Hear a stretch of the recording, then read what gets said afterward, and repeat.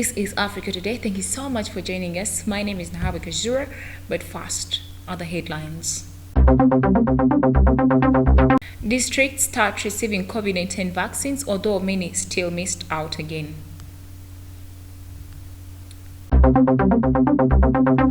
Kenyan nursery raises orphaned calves. And in our sports today, President Museveni rewards Tokyo 2020 Olympic medalists, demands for immediate payment of monthly stipends. Once again, thank you so much for joining us. And Africa Today starts with one of our top stories. Now, Uganda joins the United Nations fraternity to commemorate the International Youth Day in conformity with the UN General Assembly. We have more on this report. Addressing the media at the Uganda Media Center yesterday, the Minister of State for Gender, Labour and Social Development, Honorable Sarah Nyirabasisi, said that the day will be celebrated today, 11th August 2021, terming out that this day provides an excellent opportunity and economically emancipates the youth worldwide. Which is 12th August 2021, Uganda will join the rest of the United Nations fraternity to commemorate International Youth Day, which will be celebrated in conformity with the UN General Assembly Resolution 54 of 120 of 1999 that officially designated 12th August every year as International Youth Day. International Youth Day provides us with an excellent opportunity to audit and take stock of the various interventions designed to empower and economically emancipate the young people worldwide. It is also a day on which we evaluate ourselves for the implementation of the World Programme of Action on Youth. Government, private sector, civil society and religious institutions plus the youth themselves take an audit of activities, programs aimed at youth empowerment as at the time of repositioning themselves to do better in the following year. The theme of this year celebration is going to be Youth Innovations for Transformation of Food Systems and Sustainable Human Health. The minister also added that the government has allocated trillions of money to finance the agricultural sector, which will enable millions of young people to embrace a sustainable career of choice. In our endeavor to industrialize, we have prioritized agro-industrialization in NDP3 and went ahead to allocate trillions of money to finance our new field of agricultural sector, the backbone of our economy. Like never before, our energies are geared towards making agriculture not only fun to our young people, but extremely rewarding in economic terms. This we pledge to continue doing until such a time when millions of young people have taken up agriculture as a business career of choice.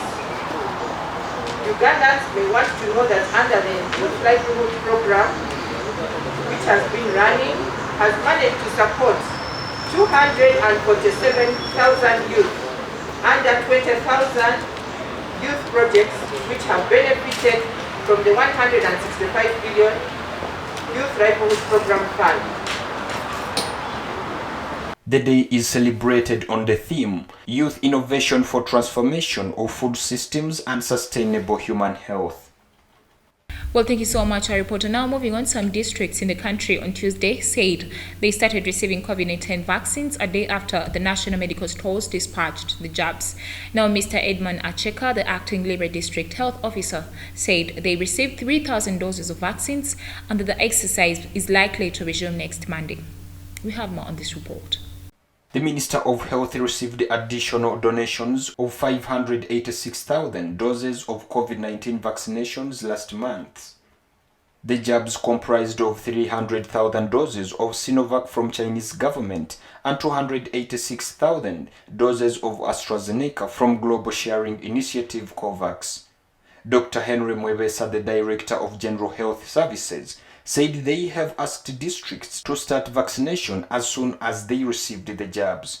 Kole District, which is also found in northern Uganda, said they received a few doses of vaccines, but the priority will be given to frontline workers who did not get the second jab. In Tororo, the Chief Administrative Officer, Mr. Dunstan Balaba, said they have not yet received COVID-19 additional vaccines. He said the district hospital and health centers overwhelmed by people who are waiting to be vaccinated. The experience in Tororo is the same in Mbale, Kabarole, Apak, Arua and Moyo districts. However, the acting district health officer for Arua, Mr. Paul Drileba, said that they received 11,820 doses in the phases of 2,730 in the second dispatch. Moving on, in our top stories, the Minister of Lands, Housing and Urban Development, Judith Nabakoba, has said Uganda's support to municipality infrastructure development program is aimed at improving the institution capacity of local governments through improved urban service delivery. We have more on this report. Nabakoba made the remarks while flagging off-road works of 2.92 kilometers in Chitugumu municipality after it was selected to join the program. She said that Chitugumu municipality received 13.59 billion Ugandan shillings and is expected to receive another 9.23 billion shillings for the financial year 2021-2022. Chitugumu Municipal Council recently signed a contract with a Chinese firm, China Railway 18 Bureau Group Company Limited, for the construction of 7 roads stretching 2.8 kilometers within the municipality. The first phase of the road construction work is funded by the World Bank through Uganda support to municipal infrastructure development. The roads expected to be constructed in the first phase are Janan Luumu, Lakidi, Philip Adonga, Chitugumu Road, Tom Apila in Central Division and Oneka Road, and Aya Helen Dean in Pandwong Division. Chitugumu municipality is among 8 new municipalities that started benefiting from $350 million World Bank funded project in 2019. Thank you so much, our reporter. Now let's go for a quick break. We shall come back with the international news.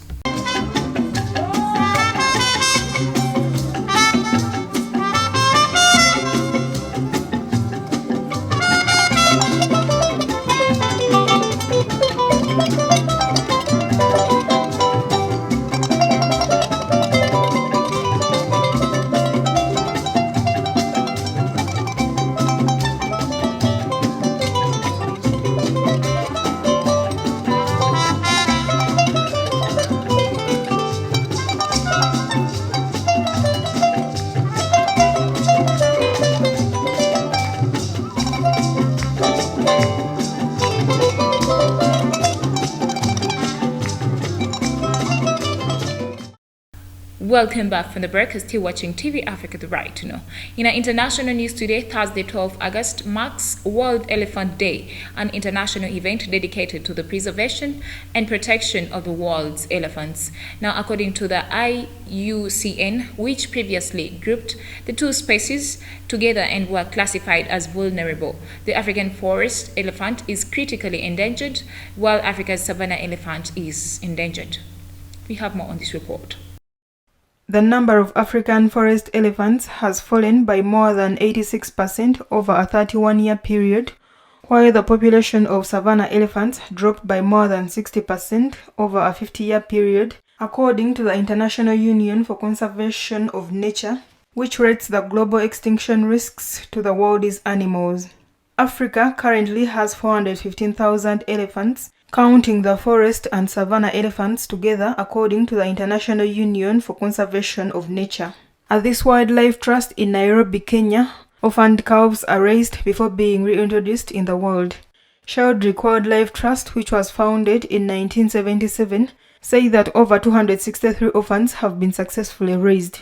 The International Union for Conservation of Nature says both African elephant species have suffered sharp declines since 2008 due to a significant increase in poaching, which peaked in 2011 but continues to threaten populations. In recognition for this day, the head keeper, Lusichi, says every day for them is World Elephant Day, since they deal with them, work with them day and night, and so they need to spread the word to everybody that elephants have the right to life just like every person. Well, thank you so much, Harry Potter. Now, moving on, in Sudan, the Council of Ministers has decided to hand over the International Criminal Court several of its former leaders, including disposed autocrat Omar al-Bashir, wanted for crimes against humanity and the war crimes during the conflict in Darfur. We have more. According to Mariam Al-Mahdi, Sudan's Minister of Foreign Affairs, the decision was arrived at after a consultative meeting between the Office of the Foreign Ministry and the new Chief Prosecutor of the Hague-based court, Karim Khan, who was visiting Khartoum. The Darfur conflict broke out when the rebels from the territory's ethnic Central and Sub-Saharan African community launched an insurgency in 2003, complaining of oppression by the Arab-dominated government in Khartoum. Al-Bashir's government responded with a campaign of aerial bombings and raids by militias known as Janjaweed, who stands accused of mass killings and rapes. Up to 300,000 people were killed and 2.7 million were driven from their homes. The court charged al-Bashir with war crimes and genocide for allegedly masterminding the campaign of attacks in Darfur. Sudanese prosecutors last year started their own investigation into the Darfur conflict.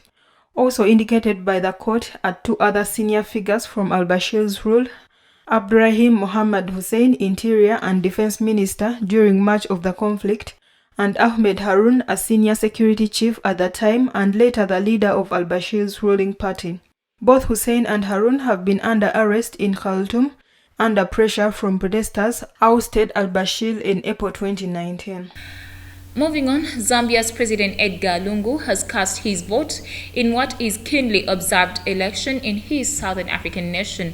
Now, Lungu, who is seeking re-election, will try to fend off a perennial opposition challenger, 59-year-old Hakainde Hichilema, though in total 16 candidates are vying for the presidency.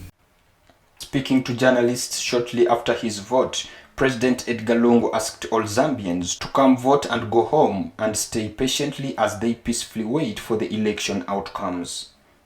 The 26-year-old leader said that he had some politicians that are seeking people to hang around to the polling centers, which will just cause chaos. He therefore advised the people after voting to go home and listen to the radio, newspapers, television, and wait for the results to be declared. Lungu came to power in 2015 after winning a disputed snap elections to finish the terms of President Michael Sata, who died in office. He was then elected to a full 5-term in 2016, although his main rival, Hakainde Hichilema, alleged fraud. Hichilema is making his 6th run for the presidency in this election. Zambia is one of Africa's most stable democracies. Statistics from the Electoral Commission of Zambia show that 54% of registered voters are 34 or younger. The country will go for second round vote if none of the candidates get more than 50% of the votes cast in these elections. Analysts say the result of closely fought election will set the tone for investment in copper-rich Southern African nation with a population of 17 million people. Moving on, South African President Cyril Ramaphosa on Wednesday acknowledged that there had been rampant state corruption while he was deputy to ex-President Jacob Zuma, but said he did not resign as that would have hampered his efforts to resist the rot. President Cyril Ramaphosa said this while he was appearing before a judicial panel probing the alleged mass looting of the state office during Zuma's 2019 to 2018 presidency. He served as Zuma's deputy for 4 years, from 2014 before succeeding him in February 2018. Ramaphosa said that he had 5 options: resign, speak out, acquiesce, and abet, remain and keep silent, or remain and resist, adding that he had quit his job. That action would have significantly impaired his ability to contribute to bring about an end to the graft.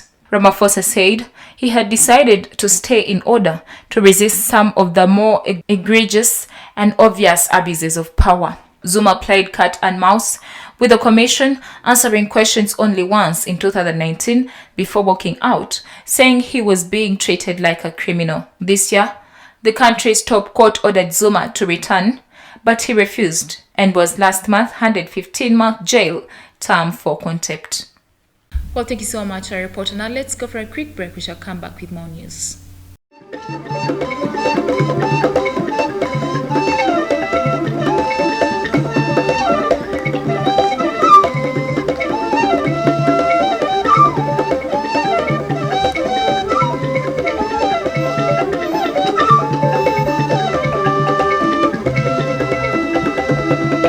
Welcome back from the break. Still watching TV Africa, the right to know.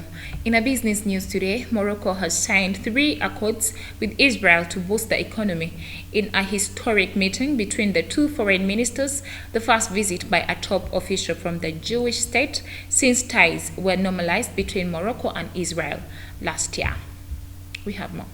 Yair Lapid, the Israel foreign minister, said after signing that they were changing for the benefit of tourism and the economy, for trade and cultural exchange, for friendship and cooperation between the 2 countries. Nasser Bourita and his Israel counterpart Yair Lapid signed agreements on political consultations. Nasser Bourita, Moroccan foreign minister, said during his address that to support the momentum in cooperation, they created 5 working groups for promising sectors: research and innovation, tourism and aviation, agriculture, energy and environment, and trade and investment.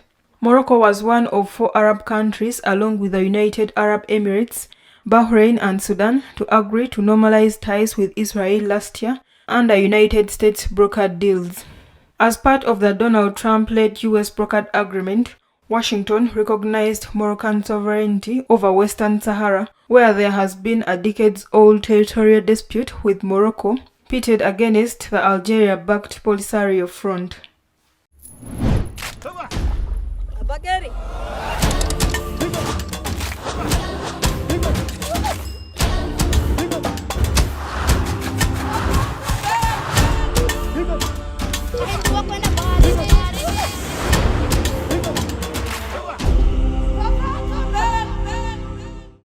Away from business, in our health news today, Libya has launched its largest COVID-19 vaccination center in the capital, Tripoli, in an effort to speed up inoculations and catch up with the rising numbers of cases. We have more. Established in the gymnasium of the city sports venue in Tripoli, the vaccination center is open to everyone without an appointment and can receive between 2,000 to 3,000 people in a day. According to Rawad, doctor and manager of the center, there are 60 vaccination points and that the vaccination center is considered the largest in the North Africa and in the whole of Africa. Ali Al-Meghrebi, a Tripoli resident, also stressed that because of the health situation in Libya, having been in the lockdown for last 3 days may be a good thing, and even the curfew from 6 in the morning to 6 in the evening is a good thing to protect the health of Libyan citizens. The country's health infrastructure has been dilapidated by a decade-long conflict. It has officially recorded 274,553 cases of infection, including 3,811 deaths since the beginning of the pandemic.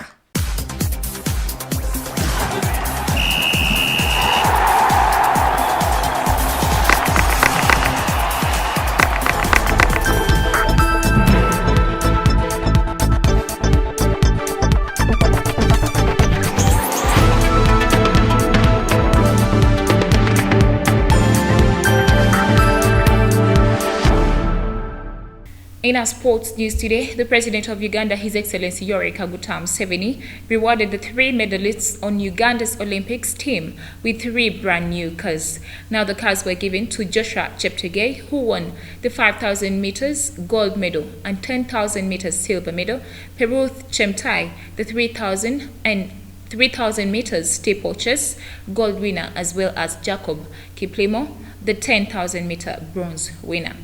We have more on this report.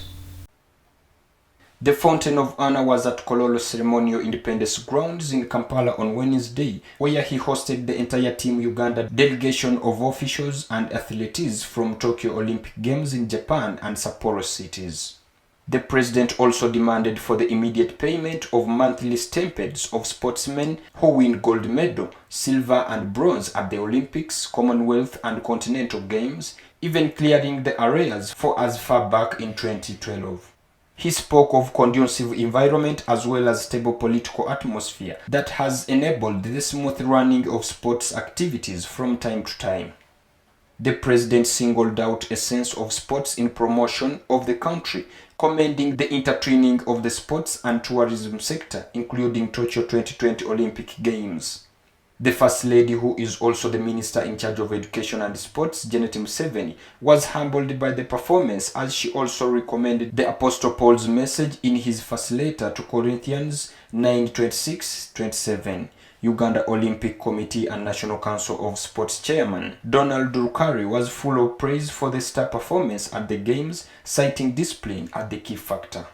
Speaking on behalf of the athletes, Cheptegei thanked the effort of His Excellency in building sports as well as the Minister of Education and Sports. Thank you so much, our reporter. It is amazing to celebrate the medalists and we congratulate them. Before we end our bulletin, let's have a recap of our top stories. Districts start receiving COVID-19 vaccines, although many still missed out again.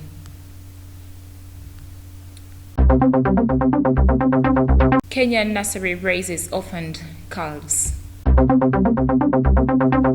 And in our sports today, President Museveni rewards Tokyo 2020 Olympic medalists, demands for immediate payment of monthly stipends. Thank you so much for joining us from where we started from. Don't forget to subscribe to our YouTube channel. We shall keep updating you. It is TV Africa, the right to know.